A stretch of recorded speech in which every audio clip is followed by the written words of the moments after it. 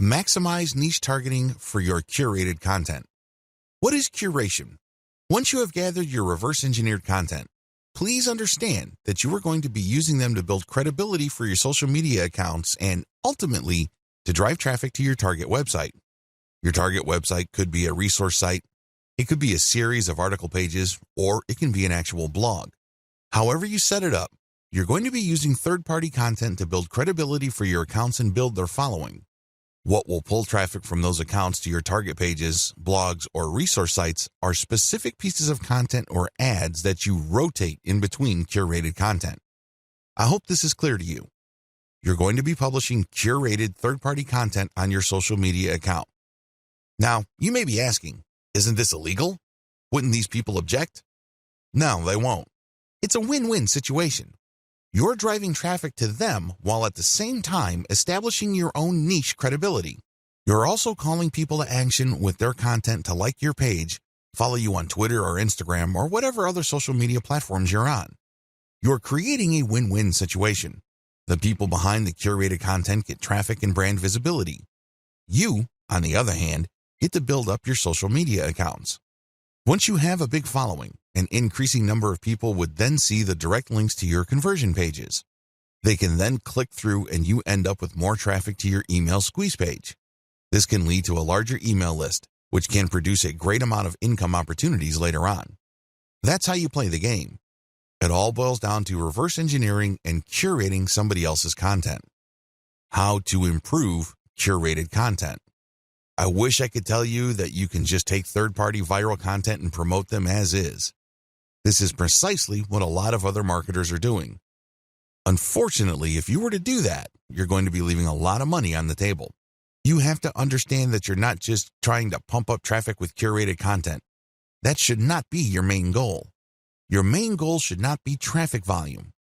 Instead, your main goal is to get niche-targeted people to review your materials. The more of these people you reach, the more likely they would click on the link to your social media account and become a follower or channel subscriber or page liker or fan. Whatever form it takes, your objective is to get a massive amount of people to follow you. You're trying to create a fan base. And it's going to be hard to do this if you are just sending out curated content with the same headlines that were originally used.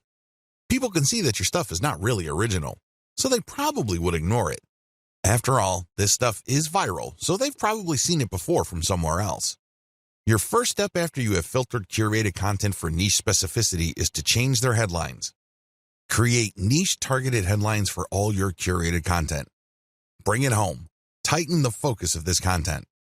For example, if you have a dropshipping store that sells cat pendants and you have found really great viral videos of cute kittens, make sure the headlines of the video teases people or informs them about your inventory. This is not easy because you have to do it in an attention-grabbing way. But if you're able to give this enough time, you can come up with a niche-specific headline that will get people excited about your niche-specific social media account. Create niche-targeted descriptions or commentary for curated content. Not only should you recreate the headline of the content that you're poaching, you should also do the same for its descriptions or commentary. It's really important to make it clear that this content is intended for a specific audience. This way, when this material blasts its way all over the internet and through all social networks, it can then filter people who are interested in the content. Only people who are really in your niche would want to click on the link that you paired with the content to go back to your social media account. Use niche-targeted hashtags. This piece of advice applies to people using curated content on Twitter and Instagram. If you did your homework correctly with videos 4 and 5, you should already be aware of Twitter hashtags that are very popular in your niche. Compile a list of these. Rotate among these when you publish curated content on Instagram and Twitter. This way, you piggyback on hashtags being searched for by people interested in your niche. This is how you get niche-targeted eyeballs. Again, the whole point here is not just to drive a mob of otherwise uninterested people to your social media accounts. Instead, you're looking to get a nice flow of people who are truly interested in your niche and then getting them to follow you on social media. Remember the secondary effects of curated viral content.